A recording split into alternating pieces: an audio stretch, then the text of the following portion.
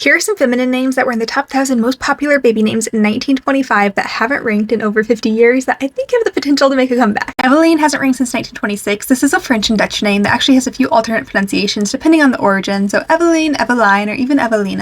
Adelia hasn't ranked since 1928. That's the English pronunciation. It's also a Spanish name, and you'd say more like Athelia, which is very pretty. When I read it, I thought it was going to be Adelia, which I actually really like as well, even though it's not one of the official pronunciations. Golda last ranked in 1936. This is a Yiddish name, and I think it is so pretty. Goldie is kind of having a moment. A lot of people are romanticizing that name, and I think Golda is like Goldie's cooler older sister. Theo is an incredibly popular baby boy name right now, but it actually ranked as a feminine name from 1900 until 1930, and I think it could make it into the top 1,000 again for girls in the next few years, just because gender-neutral names or masculine names for girls are having such a moment, and Theo phonetically could be very gender-neutral.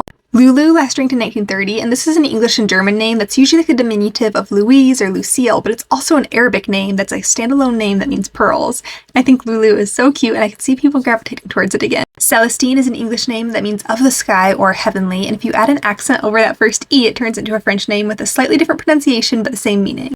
And it hasn't ranked since 1963, if I didn't say that. Maud hasn't ranked since 1950. It's derived from the name Matilda, actually, that means strength in battle. I've noticed in my consultations, people are either gravitating towards like very frilly, multiple syllable girly girl names, or what I kind of have classified as like the cool girl names, like the kind of blunt, tough, one syllable names, and Maud definitely fits that. Northia last ranked in 1970. This is an English, Dutch, and French name derived from the Greek name Dorotheus, and because Taylor Swift has the song Dorothea, I think her influence, and it's such a pretty name, I think it can push it to that top 1,000 spot in the next year or two.